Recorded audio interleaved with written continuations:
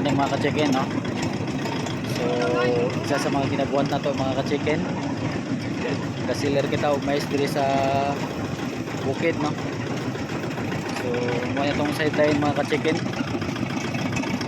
na magpasiler na itong ginabuhat.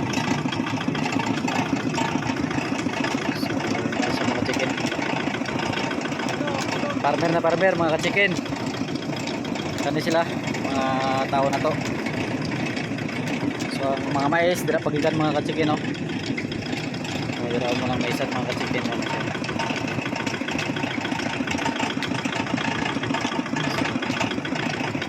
After ani mga ka-chicken, ikarga ng pud nato sa atong gamay nga truck kasi bulad.